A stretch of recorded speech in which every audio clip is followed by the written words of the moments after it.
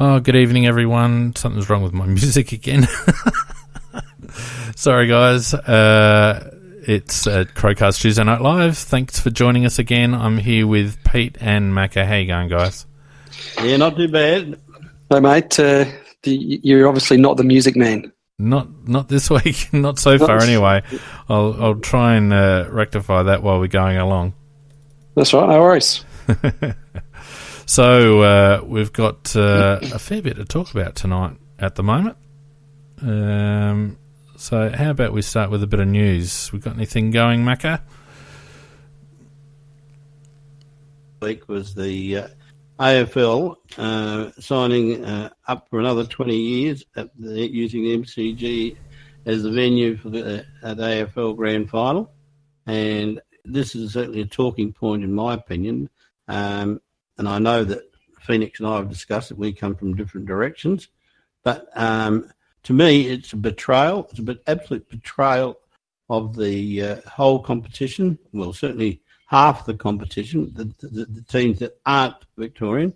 And it's not so much that they've signed up for 20 years at MCG, giving the Victorian teams a home ground advantage that they already enjoy. It's the fact that they used a national asset to benefit the Victorian clubs, because it is Victorian money being provided by the Victorian government, and then it's going to be given to the Victorian clubs. And if that would be okay if the Victorians were putting something up for it, but the AFL are putting up a national AFL asset, the right for the grand final. So that, I think, is one of the big talking points of the week, and I'm sure we'll have discussion about that later. We can talk about it now if you like. Let's talk about it. From my point of view, I just think it's a betrayal of the other clubs, because it's firstly it just makes the home ground advantage that clubs like Collingwood, Richmond, Melbourne, if they ever get to a grand final, etc., really enjoy, and Victorian clubs in general. But the fact that they use a national asset is really, I just think, the thing that really gets to me. What do you reckon, Pete? Oh, did nothing of mine come over then that I just put out? No, sorry. I just sat there and had this huge diatribe. Oh, Macca was talking, so I don't know what happened to you. I haven't come through at all. And the funny thing is that I finished saying what I had to say, and I thought, well, that'll set the cat amongst the pigeons. And there was just dead silence. Yeah, no cat amongst the pigeons. The cat's fucking dead. I mean, I haven't got much. I don't know. I don't have much of a view, really. I mean, look, my personal view is that it's fairly what this situation does, Macca, is underline the fact that we're playing in a Victorian competition, pure and simple. I mean, if we didn't need any more confirmation, we've certainly got it now. Unarguable. That's unarguable. Yeah, I think it's beyond discussion in that respect. I mean, the Victorian government have made a deal with the Victorian Football League, which is now called the Australian Football League, and it's obviously done on the back of some discussion about whether the grand final should be shared, etc., etc. It's a bit of opportunism by the Victorian Football League and the Victorian government to gain votes in Victoria, and also to solidify Victoria's place as the home of football, quote unquote. Yeah, that's right. And look, am I coming through? Yep. So just to, I guess, briefly, now that I've actually calmed down and got it off my chest, talk to nobody. The thing that was quite astonishing, as you say there, Fiend, was the fact that it came up for discussion, and hasn't really come up for discussion very often in the recent past. And it comes up for discussion. It's obviously a topical thing. There's obviously some moves out there by some of the interstate clubs to promote some discussion about alternatives. And at that very time, not only does the AFL not listen to that, but they actually double down on it. They double down on the advantage and say, well, okay, you're interested in moving it around. Well, we'll return serve and just sign off on another 20 years. I mean, it's just, it was the biggest slap in the face, and it just continues the AFL as the world's most, compromised sport in professional sports. There's no other competition like it. Yeah. I think I agree with everything you said, Pete, and I think it's disingenuous because, as you quite rightly said, non-Victorian teams were starting to talk about the possibility of best of three or even having bidding rights, etc., for the grand final. So, bango, as you said, they just solidified for another 20 years in Victoria. There's your answer. Yeah. That's really what it boils down to. There's no... They're not even ashamed about it. They're not even trying to hide it. It's exactly that. And I think we need to start being realistic as a sport about that particular fact. We're playing in a Victorian competition. It's as simple and as clear cut as that. No more correspondence needs to be entered into, really. No, but McLaughlin would have the audacity to stand there and say we are a national competition, blah, blah, blah. And we've heard it all before, for the good of the national competition, blah, blah, blah. But it just shows that he is not to be trusted any more than any of his predecessors. No, that's exactly right. Exactly right. But I mean, I guess we could lament it and whinge about it and bang on about it, but I mean, is it something that we're prepared to accept as South Australian football supporters? Well, I think we have to, and that was part of what I was saying before to myself. Well, I think we have to accept it. It is what it is. There isn't. It's not going to change. There's nothing that anybody, the very, very fact that somebody had the temerity to mention it has cost another 20 years. Yeah. Look, I say that facetiously because, of course, it's it would have been planned for a while, but that's what it seems like. It seems like, well, if you do want to chat about it, that's fine, but and the next time you want to raise it, I'll sign off on another 40 years. So I think you just have to, unless people envisage breaking away from the AFL, which I'm sure they don't. It is what it is, and I think the sooner we just, as much as it pains me to say it, the sooner we just forget about it and get on, I think the better. Well, and I think that leads... Sorry, Macca, and you're feeding back in again, Macca, a little bit, so you might want to just turn it down a little. I'll turn it down. Yeah. Mm-hmm. But that feeds in, I guess, to my next statement, which is I think we all understand the situation, and we need to either accept it or come up with an alternative. There is no alternative.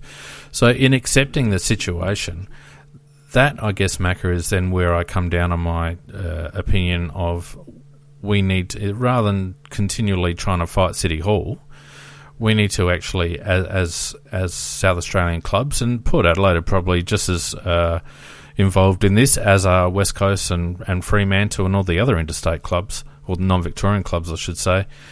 We need to come up with clear and effective means of counteracting it on the football field. We need to be able to have our teams prepared in such a way that we can compete on the biggest stage at the MCG when we need to. We need to, come up with ways where we subvert the disadvantages that are inherent in the system. And I think that's rather than continually bang on about how unfair it is, we just got to get down and come up with solutions. Well, I think that's right. I think it's a very good point, and I think that the way that the only way that we can fight City Hall, as you put it, is to there needs to be significantly more pressure put on the AFL for more games. That's the first thing. Obviously, there's got to be. You can't continually have one or two games at the MCG per year. It's ridiculous. And then the other thing is how do you come up with a situation where you had virtually a 70-30 crowd split, last year. And so to me, there are two issues that can be, pushed by the interstate clubs. And that's about all. That's about it. In Western Australia, they did go one step further, and new Optus Stadium, my understanding is that the measurements of it are identical to those of the MCG. So when they do go to the MCG, the way they set up their defences, etc., will be exactly the same. So they're not affected as they were before when they were going on a narrow ground, a long ground, and they had a certain web set up for that, which didn't work on the MCG. Whereas now they can transport that across. So I think that's very sensible. I think. So the question is, why didn't we do that when we redeveloped Adelaide Oval? Well, that's a very good question. I mean, to me, that's pig-headedness. Well, they said we didn't have room, but of course, what that would have meant is that we would have encroached slightly into the parklands, but we did anyway. I know. But what I would have thought that made eminently good sense to do that, and it is a major disappointment that wasn't done. I mean, we've cast a rod for our own back by our own pig-headedness. We've built this fantastic new stadium, and it's long and skinny. I mean, it's skinnier than we didn't even make it the same dimensions as our previous home ground at Football Park. So we removed an existing advantage, I guess you'd say, by not making the dimensions the same as our pre-existing home ground. And then we didn't even have the foresight or the gumption to model it after where we're supposedly going to be playing grand finals in the future. So, I mean, look, there are other things, though. I mean, let's not forget that we do get 12 home games a season, and we do have the opportunity to make a grand final without having actually played in Victoria if we rank high enough during the season. So the argument can be made that there are advantages for us within the system as well. Well, I don't know about that. You are right about that. We play 12 home games. Well, somebody like Richmond, Melbourne, Collingwood, because they play some away games on their home ground, they might play up to 17 home games a year. So no, I don't think that's quite a valid argument in all cases. What about this as a potential idea? Now we play a number of games at Etihad, and I assume that there are some financial issues surrounding us playing at the MCG, of course, because we're not going to, generally speaking, I guess, draw particularly large crowds, although I think we do pretty well. Surely there is some way that we can balance the finance. We can offer to balance out the financials, because surely it's got to be worth us kicking in some extra dough to get some more MCG games. Do you see where I'm going? Absolutely. I don't think there's any. Adelaide is probably the best attended of all the non-Victorian clubs when we play at the MCG, or when we play in Victoria, I should say. And I don't think there would be much disadvantage at all to the AFL if all our Victorian games were to be played at the MCG. I don't even think that the people at the team. Sorry, Mac. I don't think that the teams that we would like. For example, we played Essendon at Etihad in round one. Now, I don't think there would have been any loss in attendance had we played Essendon at the MCG in round one. Now, if there needs to be a financial offset, surely that can be sorted out within the equalisation and the media rights. Or we pick it up. Or we pick it up, exactly. Surely it's worth it. We got apparently we've got a bit of dough down there, so pick up the bill. You get another game at the MCG. I do agree with that. I think that's the one compensatory factor that we could get. Now, the only problem with that, of course, is that the other non-Victorian clubs may well argue that they want theirs at the MCG as well. And if you've got the Brisbane Lions and the Gold Coast when they were going rock bottom, if you've got those going to the MCG, you're not going to draw very many people there at all. But what are we trying to do? Are we trying to create an equitable competition, or are we trying to create a situation where we wring every last dollar out of the system? To me, there's got to be a balance, and I think at the moment the balance is far too skewed towards the financial circumstances. And totally. And we've already got skewed that way. Yeah, I mean, we've already got a situation where the fixture is uneven. So we've got that to offset, and now we've got this other situation that's been brought to light. At what stage, I guess, are we able to put pressure on the commission to try and bring some equity to the fixture and the competition itself? Well, I'll tell you what I found deeply concerning, just in all of this, was when the issue of the best of three was put to McLaughlin. And his response was glib. His response was, well, I didn't hear Adelaide complaining at quarter time in the grand final. Yeah. You know what that says to me? Do you know what that small statement says to me is, I don't give a shit. Yeah. Exactly. And you're all idiots. And there was not a single bone in his body that took that seriously, or takes anything seriously. And until the interstate clubs get together and form a block and start to put some significant pressure on the AFL to do it, they will just laugh this off. And he just laughed that off. Yeah, he did. He did. I mean, I don't know what the answer is. I think in some ways we've made a rod for our own back. I feel like just the simple fact that we exist in a Victorian Football League leaves ourselves open to, intrinsic disadvantages that we're not going to be able to overcome. But I think being belligerent about it by doing things like not designing Adelaide Oval correctly, even caving in and pandering to the AFL by moving to the Adelaide Oval in the first place was an admission, or was basically giving away an advantage that we already had certainly in terms of the Crows, in terms of our own financial stability. So I don't know. I don't know whether there's an answer. To me, I mean, Gillon McLaughlin on the one hand talks about wanting conferences and all that sort of stuff. So he's quite open to manipulate the fixture in some ways, and yet, as you say, Pete, he basically fobs off the suggestion of an equitable grand final situation by playing a best of three. So they're clearly not interested at commission level. What I do know is that nothing's going to happen with just one club. It has got to be a block. It's got to be a collective of all of the interstate clubs who collectively would wield a significant amount of power, I'm sure. And unless they can get together as a collective, then it's not going to happen. It's not going to change.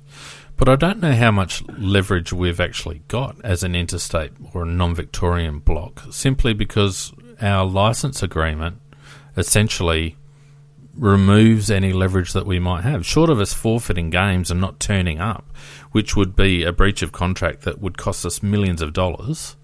I don't know what else we can do. I don't know where else our leverage sits. Yeah, no, that is a major problem. Pete's right in terms of what he says. In practice, I can't see what we can really do. That's the problem. The other thing that really did aggravate me about the whole thing is this is not an insignificant announcement. It's a major announcement.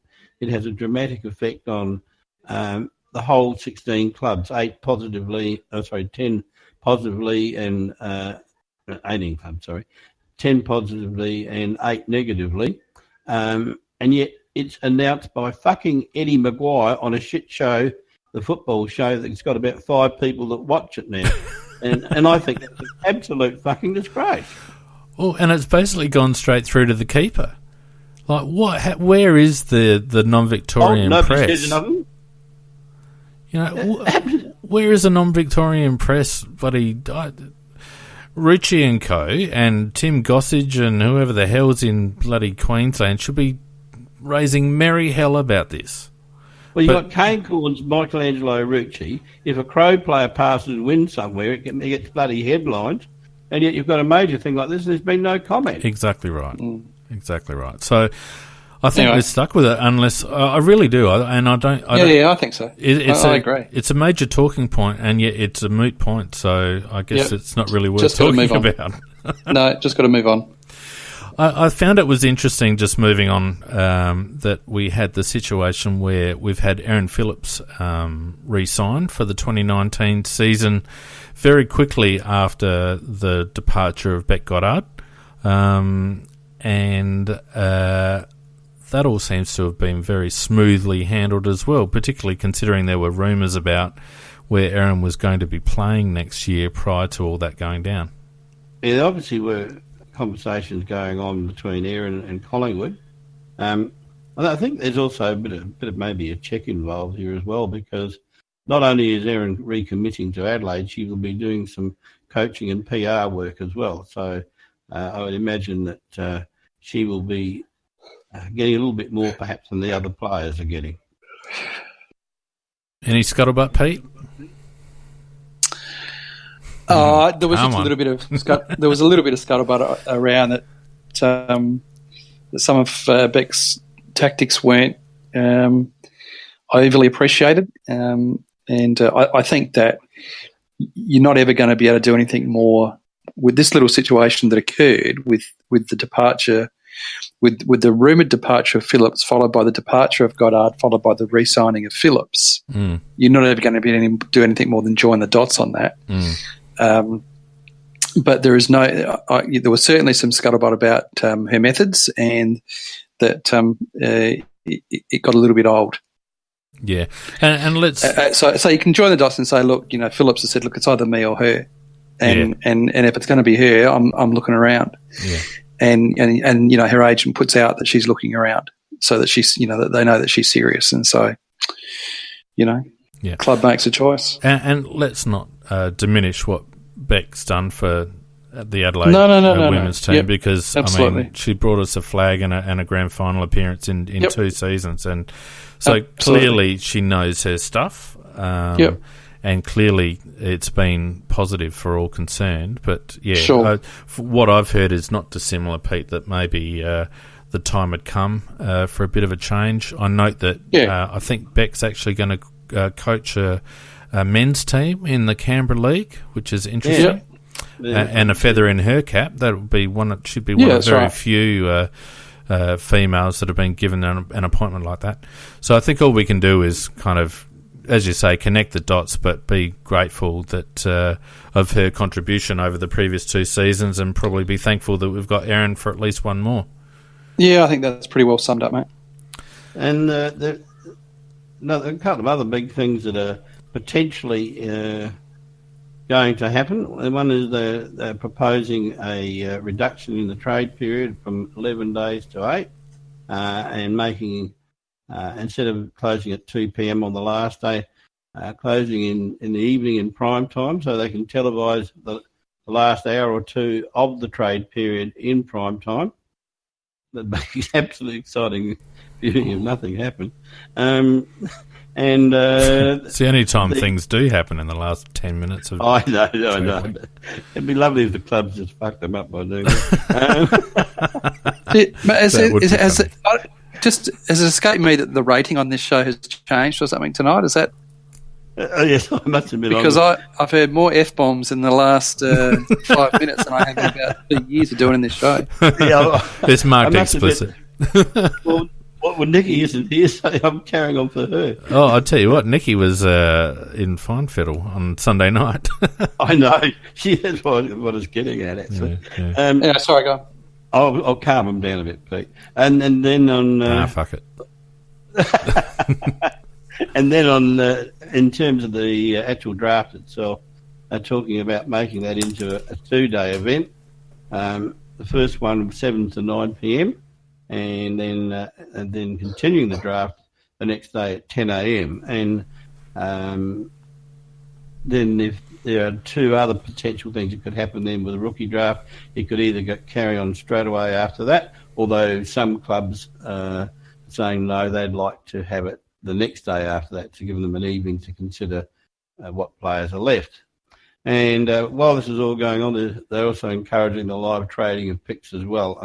And apparently that can happen from about a week out from the actual trade period. So it would change things as we know it in terms of the trade period. It would change things as we know it in terms of the draft period. And as usual, to the best of my knowledge anyhow, I think it's just following American practices in other sports. And that's how you see it, Phoenix? I see it as them trying to manufacture something that isn't there. to be honest with you. I can't see that the previous draft night has rated particularly well for Fox Footy. I think people might tune in and get bored rather quickly with the same talking heads talking rubbish for 2 hours or whatever. And I think it's a bit of an issue with the AFL in general, the AFL media, that we're trying to create these big extravaganzas, and they're not there. The interest isn't there, and I just wonder whether we need to maybe just allow things to evolve organically, and if there is an audience there for something, then we build on that basis, but not try to manufacture something. Well, that's how. Is anybody talking at the moment? I can't No. hear anybody. You can't you? No. Oh, sorry. No, but it was just went really quiet, and I thought maybe we've got one of these periods where Pete was talking. No, it's done. No, we're all good. Okay. Well, they seem to think this is a pretty big thing, and I'm a little bit in your corner, that wondering why they're doing all this, etc., and what's to be gained. Well, it just keeps them it just keeps the cycle going. I mean, they a number of years ago now they established the cycle, which is you play the finals and then you move on to the trade period and the free agency period and whatever, and then that then just about takes you through to the draft period, and then that gets you through to pre-season, and then the pre-season games start in February, and so you've got the Christmas season in there. So really, what they're doing is that they're looking to be represented in the calendar for 10 to 11 months of the year. So that's their strategy, and I guess they're just now fine tuning and working out how they can bring a little bit of variety in that, so that they can announce something that's big and new and shiny. There might have been a little bit of waning interest in the way that they were doing things, and so they try and rebadge it, repackage it, and create a little bit of interest again. But it's nothing more than keeping the AFL in the news for 10 to 11 months of the year. The interesting thing is the gaps a little bit too. Yeah, I mean, the interesting thing is that they try to emulate the NFL quite clearly in many things that they do, and they go over there and observe the NFL on the off season and whatnot. What they've got to remember is that the USA is 100 million people or whatever compared to our 23, and B, the NFL only runs for 12 rounds. Yes, they have like a 6 or 8 week playoff period, but the season is far shorter. And they rotate the Super Bowl as well. And they rotate the Super Bowl as well, exactly. They do. But, I mean, the point I guess I'm trying to make is that I feel like in their efforts to, make the AFL a 12-month proposition from a coverage perspective, I feel like we hit, and Pete, I reckon you and I are similar in this regard. In terms of the podcast, I know we hit February when it's time to get going, and we're already a little bit bloody oversaturated, don't you reckon? Yeah, no, I agree. And what it then does is kind of everyone almost pays lip service to the season for the first half a dozen rounds, and then we hit the crux of the season where the ladder's starting to form and the contenders are starting to appear, and then people start to get interested. But I feel like with 18 teams and a 12-month media cycle, etc., they're actually diluting the interest in the sport. Whereas if they condensed everything, it would be, which is what the NFL have done, then they would actually there would be a net gain by diluting and condensing everything, rather than spreading it out, because it's the same numbers just spread out over a longer period, in my opinion, anyway. Yeah, I think that Pete was 100% right in what he was saying, though, that it is the AFL's charter to keep the AFL in front of the public in the news as many of those days of the year that they can. Yeah, but we're not going to forget about footy just because it's not in the bloody news for a couple of months, Macca, are we? No, but they don't want to allow other sports to gain traction by getting headlines. No, that's serious. I understand that's why they're doing it, but to me that's ridiculous. Well, we probably agree with you about the oversaturation, but that's their charter. I mean, to my way of thinking, they're doing it at the wrong end of the scale. I mean, the way to foster ongoing interest in the sport is to ensure that your grassroots is healthy. And I think that's an area of major neglect by the AFL at the expense of just trying to promote the elite level of the sport. My own personal observations is that kids these days are not nearly as invested in Australian rules football. They're far more prone to try other sports and engage in other sports, whereas before, when it was a more condensed product, if you want to use the word product, but there was more focus and more money spent at grassroots, the game as a whole was far healthier. Well, the AFL, the VFL have got an advantage there in the sense, of course, that they have the under-18 competition, and then the other clubs, local clubs, feed into that as well. So, and there is a little bit more money goes in there, but there's not much money goes into South Australia, for example, and Western Australia, for example. That we have to fight our own race in that respect. Mm. Anyway, any other news before we move on? No, I think apart from the injury list situation, which we'll discuss a bit later. But yeah, all right. Well, I've got some music now, so let's move on to competitions quickly.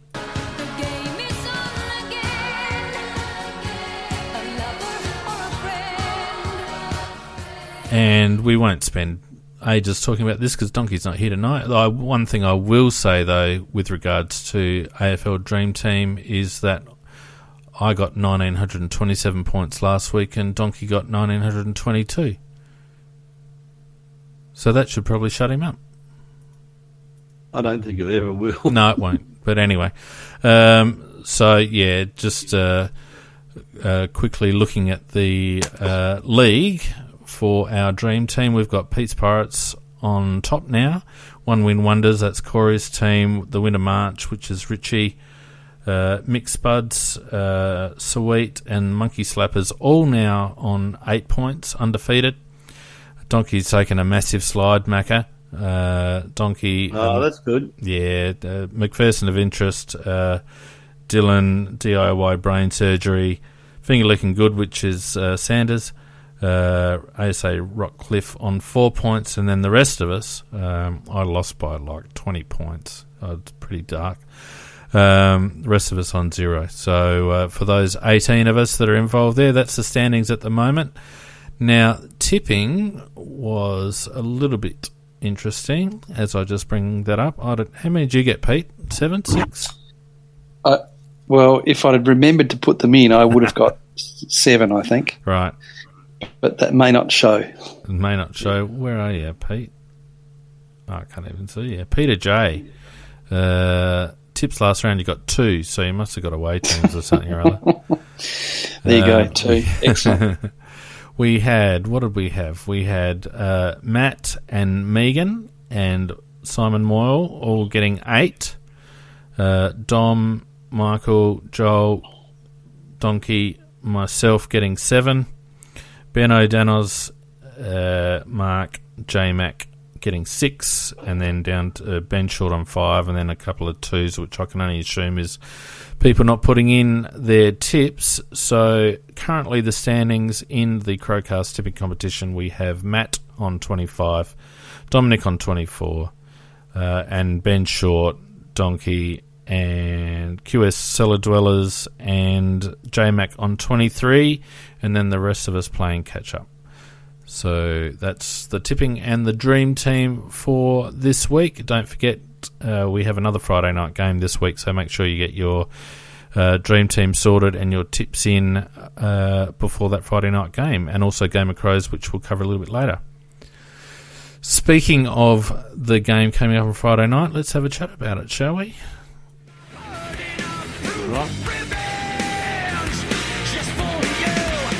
I'm just using last week's music because that's all I can find. Sydney at the SCG. I don't reckon we got a hope in hell. No, can't see it. But I can't see it winning. Well, I'll be currently in the Harbour City with family, and I think we are actually heading along on Friday night. So I'll be witnessing the bloodbath at the SCG. I don't know. Look, setting aside the debacle on Friday, and I listened to you guys Sunday, or downloaded it at least and had a listen. I think it was on Monday, and I think you probably analysed that to death, so I won't go into that too much.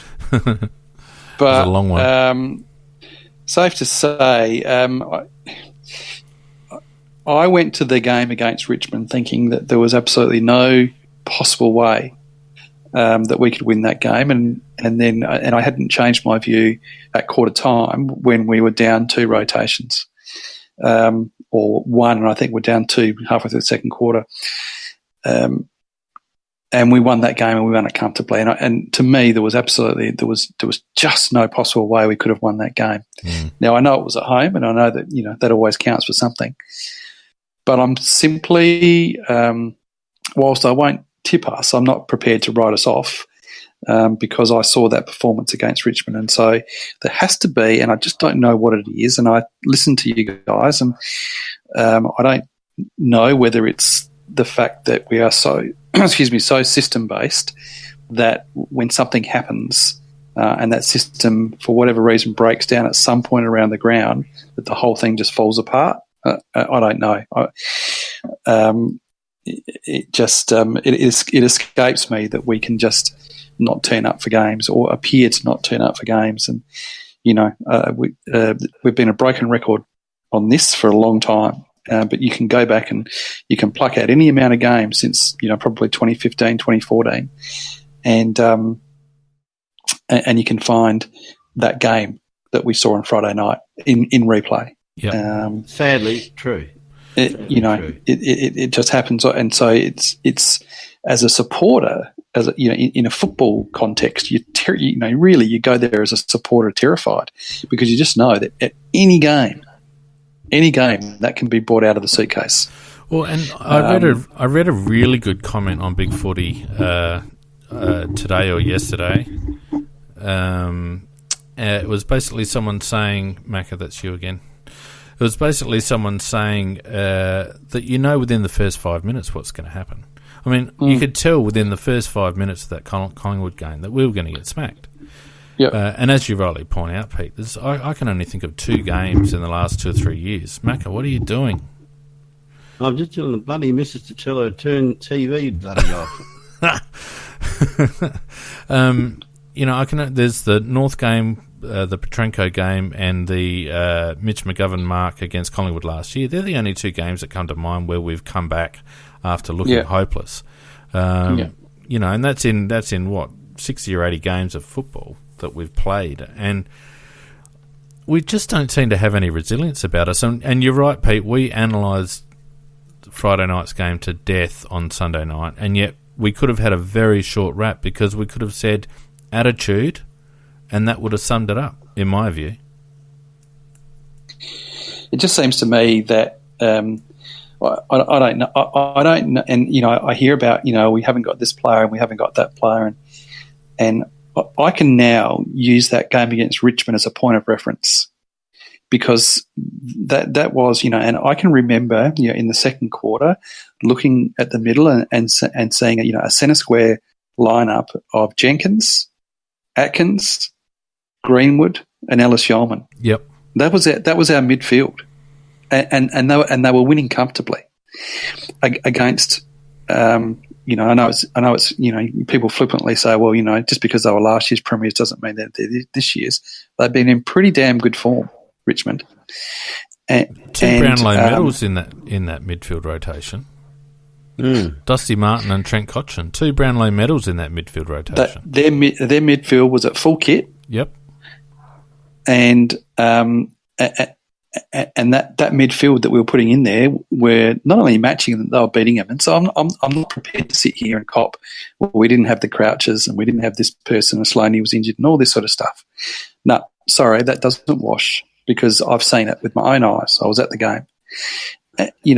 And so to me, there just seems to be for some reason in the system that we play, and I don't believe that professional footballers go out there and don't try. There seems to be something within the system that we play that where parts of the system break down, there does not seem, and I don't think it's as easy saying, well, there's no plan B. It just seems to be that where components of the system break down, there is no recovering it. I can't be any more specific than that. But I'll tell you an example of the way a more imaginative coach looks at things. Now, if you look at Hawthorn on the weekend, and they're always the benchmark. Clarko's the benchmark. We know that. You look at Hawthorn on the weekend. Now, Tom Mitchell was tagged to within his inch of his life. Okay, didn't deal with it. Didn't have any influence on the game. They bring up Liam Shields. Now, Liam Shields is just a middle of the road. I'd be pretty comfortable in saying that 99% of the people that play AFL football or that follow AFL football and probably even play it wouldn't know what he looked like from a bar of soap. He's equivalent to Richard Douglas, really, isn't he? Well, I reckon he plays a lot of defensive roles. He's almost more equivalent to Luke Brown. Yep, fair call. Now, I just reckon that if your midfield's getting buried and your key player is getting tagged, and we've seen that so often, if a guy like Luke Brown just wanders into the midfield, who's going to be looking? Who's got any plan for Luke Brown in the midfield? And do you reckon Luke Brown, unchecked, couldn't pick up 20 or 30 podsies? Of course he could. And so, I actually went back through Footy Wire and I looked at Liam Shields, and you can see that, quite often he'll get his 20 to 21 disposals, but you can see that there is these sort of little peak games where he picks up, anywhere between 28 and 32. And so, quite obviously, they just use him as a mystery, almost like a mystery midfielder who goes in there and seems to have, it's almost like nobody knows he's there. Now, on the weekend, he had 31 possessions, 8 clearances, 6 inside 50s and 13 tackles. Yeah. Certainly he just demolished Melbourne. And you know what? Next week, he probably won't play in the midfield next week. No, that's right. And not only that, but they still had O'Meara stepping up and getting touches and one or two others. The problem we've got is that our blokes don't step up. We just say, but also there seems to be this almost religious adherence to positions and systems. Now, I know there was a couple of, I think that Don Pike got all excited and went the Ken Hinkley plan A and Chuck McGovern in defence. I think that's probably, the equivalent of seeing Westhoff go back in defence, and that's about as imaginative as Kenny gets. Yeah, and that seemed to be the kind of the rough equivalent. So I don't know. I've racked my brain. You watch the games and you just know that there's just, we've just got these games in us, and it wouldn't surprise me. And there's no reason why the same personnel won't actually go out and beat Sydney on Friday night. No. And that's the worry, because it does seem to be attitudinal to a large degree. I lamented on Sunday night the fact that in the absence of the two Crouch boys and with Sloane down, Richard Douglas could only get 14 touches. 7 kicks in a game of football. We lamented the fact that even though Sloaney's injured, we allowed him to be double teamed all night, not only to the detriment of our numbers, but also allowing Sidebottom and Treloar to get huge numbers. I mean, both had over 30 touches. They weren't hard tagging Sloane. Dougie didn't even play against Richmond. No, I know. He's just, you know what I mean? I mean, he's just not an important player. No, but he's paid. The thing is, though, Pete, he's played 230 games. Yeah, so if he's going to be in, he's got to give us midfield numbers. They're not midfield numbers that he's posted. No, they're not. And we whinge about Greenwood and CUI looking underdone or getting knocked off the ball or being a bit flaky with their form. Well, these lads have both played less than 25 games of football. Yeah, but they both creamed Richmond. Yep. And, they still were our number 1 and number 2 clearance players for the night against Collingwood. Yeah. But where Collingwood were beating us was around the grounds at stoppage where they were just cleaner with the ball, and they had perimeter players that were just running it away. Their handball kick ratio was 1-1. We knew it was going to be that way because that's the way they've played all season, and yet we did nothing to counter it. Mm. Yeah, I thought Malcolm Blight had an excellent article in the Advertiser where basically he was talking about our loss, and he said, if you really want to know where the game was lost, just look in the mirror. And basically that's a very, very good point. It comes back to Blighty's attitude towards football is that when you lose, you're the result, you're the one that caused it. And if you want to win, you're the one that has to do something about it. Yep. And we didn't have enough players who wanted to do something about it on the weekend, and it started even before we got onto the ground. And we did discuss this, the arrogance of the selectors in loading up with big men rather than cutting down on big men on a wet night. That was arrogant and stupid all at once. But having said that, they're the people that are on the ground, and it's up to them to do the job. Looking forward to Friday night. I see today that Eddie Betts is out. I think that's probably a good thing. I think he's been on the decline for some time, and I don't know how long he's been carrying that injury. He was on the decline towards the second half of last year, and apart from a little bit cameo against St Kilda, I think he needs a break. I suspect that sadly we've seen the best of Eddie Betts. No doubt he'll be back and play a role, but I don't think we're going to see another 50-goal All-Australian year out of him now. I think that's done. Hopefully Lockie Murphy will come up. I think he certainly added something to the side. Riley Knight will come into contention after a solid performance. And Curtly Hampton as well.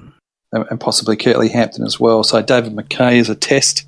The problem with calling it on Betts, and I don't necessarily disagree with you, Pete, but the problem with calling it on Betts is that didn't we just sign him up on a long-term deal last year? Yep.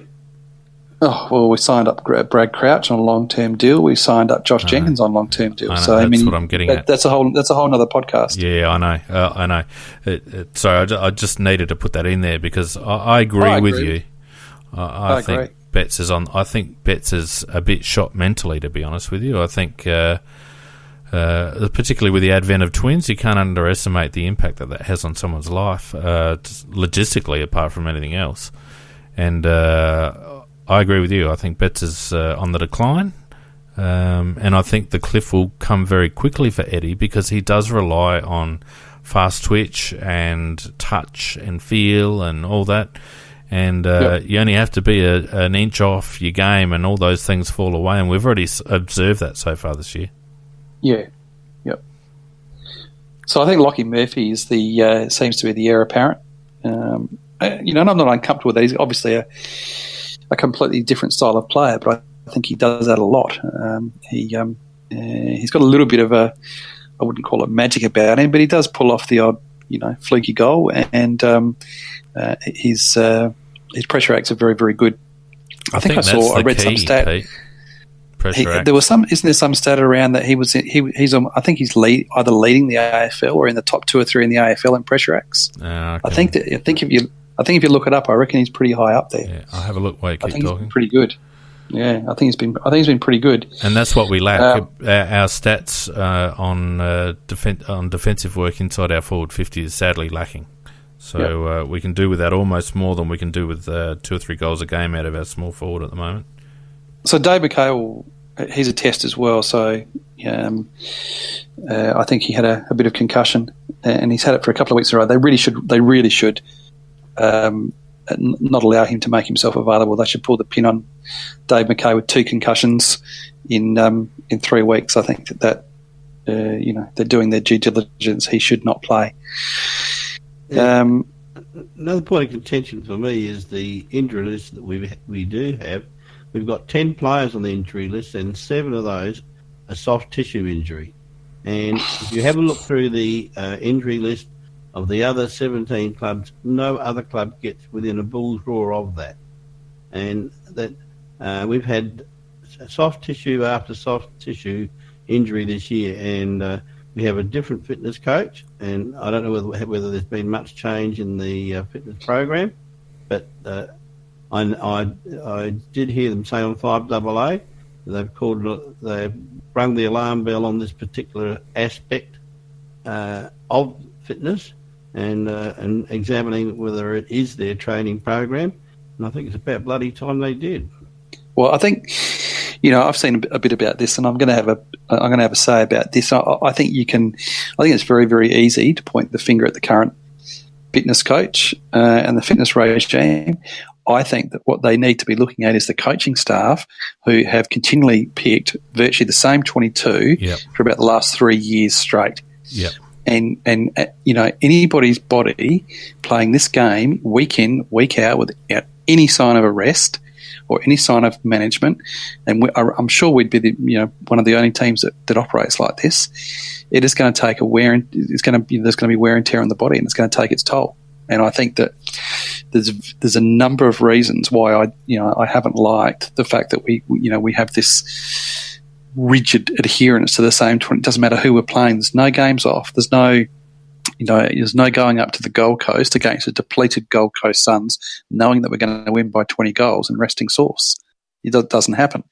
And to me, it is ridiculous. And I think that not only has it obviously there's a lot of soft tissue injuries, but I think it's just driven a number of players into the ground. I think it's a really good point, Peter, and you're right. It's not only in this code, but in any sporting code. You watch EPL soccer and, they cram games in and they have a squad to choose from, and they'll often sacrifice a strength in a game because they prioritise certain games over others. Now, no one's saying that we should field a team to lose, but seriously, there needs to be, like you say, some rotation. Source Jacobs. We've got a young lad, Riley O'Brien, and now we've got Hunter in the twos as well.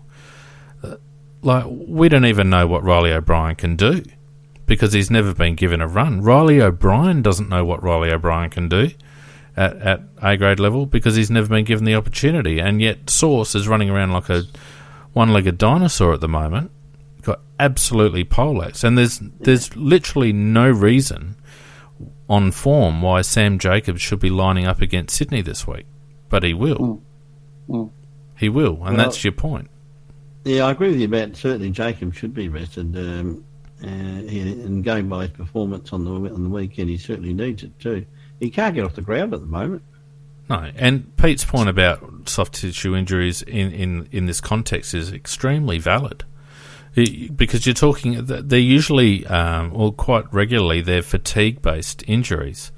The more your muscles become fatigued, the more prone you are to soft tissue injuries, and we've got a predominance of foot injuries. We've had Brad Crouch, Taylor Walker, and now Rory Sloane with foot injuries. We've had an increase of soft tissue injuries, which, in my opinion, is brought about with trying to squeeze a full pre-season program into one that is 3 or 4 weeks shorter because of our appearance in the grand final. I think they've tried to play catch-up. And I think it's backfired. Well, that's my uneducated guess anyway, because there doesn't seem to be any other reason why all of a sudden we're starting to ping hammies, particularly blokes like Matty Crouch, who's never done a ham in his life. I reckon it's a pretty good I think between what Peter said and what you've just said then, Phoenix, you've probably got it summed up pretty well. Well, we'll kick you off then. Just me and Pete. Look, I mean, Sydney haven't been going terribly well. Oh, you got more, right? Go on. Hey, no, all I'm going to say is about that. If you look at a broken down clock, it is right twice a day. That's right, yeah. And we take that into account when we listen to you.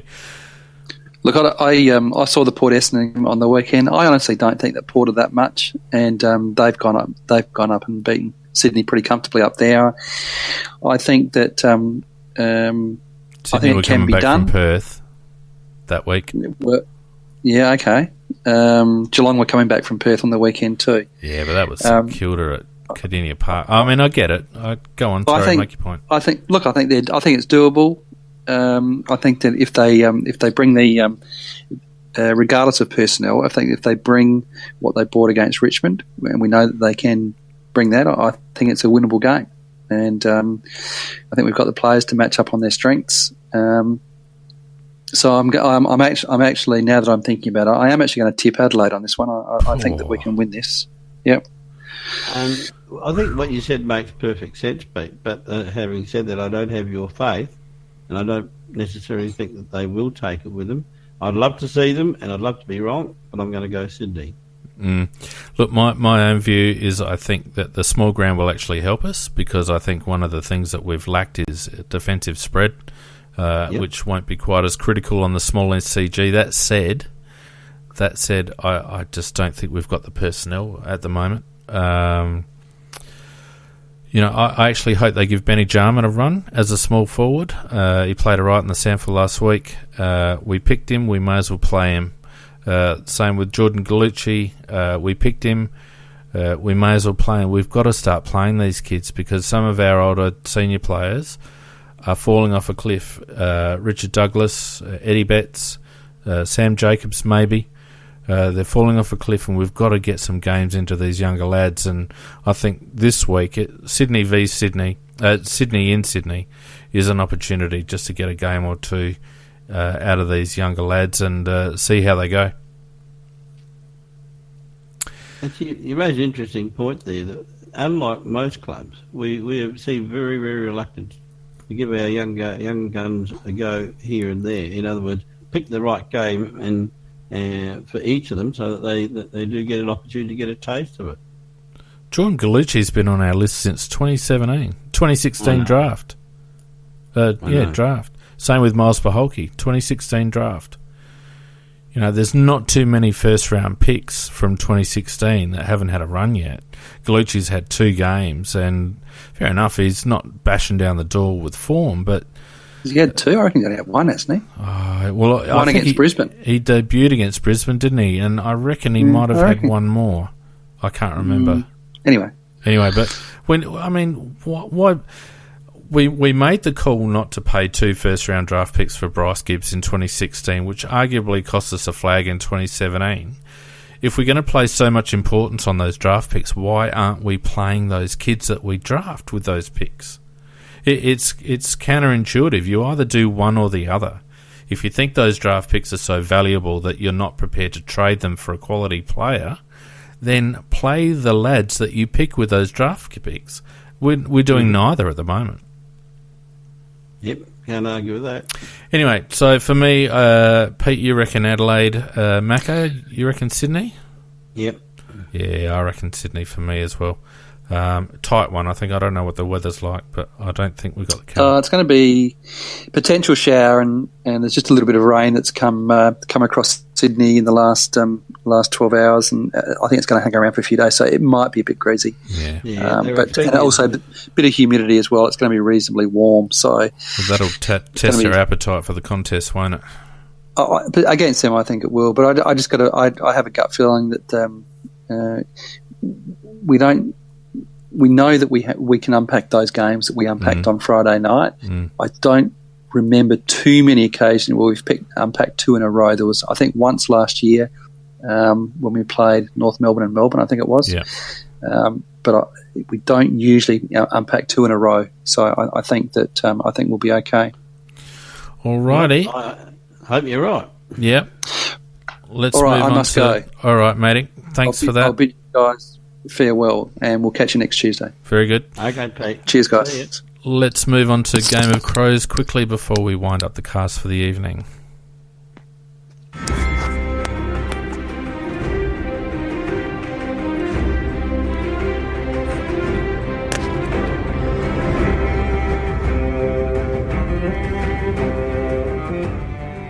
Macca, Game of Crows. It was a bit of an easy one last week, but there was almost an opportunity for people to steal it, but everyone's gone very conservatively and gone Bryce Gibbs for the most part and picked up their 3 points.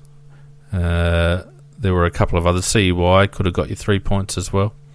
Rory Sloane surprisingly got 2 points, and Huey Greenwood, a couple of us picked Huey Greenwood and picked up a point out of that. So the standings after 4 rounds, Toby Smith and Dogs 105 are on 9. Buckets and Josh Kelly on 8. Steve Loeffler on 7. And then we have a bunch on 6. Scorpus, Corey, Vardy Magic, Matt Britton, J Mac, Captain Amads, Steve McCrow, and Peter J himself on 6. And then the rest of us, mate, just languishing below that. So what are we going to do this week? I reckon we're going to make it an easy one. I'm just going to make it tackles. The highest number of tackles for the Crows this week. It's going to be damp and maybe humid, so the Bulls spend a lot of time on the ground. What do you reckon, Macca? I'll go Huey Greenwood. Huey Greenwood for you for tackles? Yep. I'm going to go... it depends on whether he plays. I'm almost inclined to pick Darcy Fogarty, but I will go with someone else. Shit. I don't know. I say these things and then I think, who am I going to pick? Rory Laird, I'm going to go for tackles, I reckon. So don't forget, whether you're on Twitter or Facebook, you can drop your Game of Crows selection in before Friday night's game. If you're on Big Footy, just chuck it in the podcast thread on Big Footy, and make sure that you get it in before the first bounce on Friday night. Most tackles for the game versus Sydney. Macca, we're pretty much done, mate. Yeah, I had a few smacks lined up, but we just didn't get to it. But don't worry about it. We actually covered them in the news. In the news. Yeah, I thought so. And I think with the amount of F-bombs I dropped, I think I'll probably you're probably going to smack yourself. All right, thanks for joining us on the chat, guys. Catch us on Twitter and Facebook, AFL CrowCast. Don't forget aflcrowcast.com for our website, and we will see you hopefully with some good news for the wrap on Sunday night at 7 p.m. Central. Thanks, Macca. I hope you're right, Felix, and good night all. Good night, guys.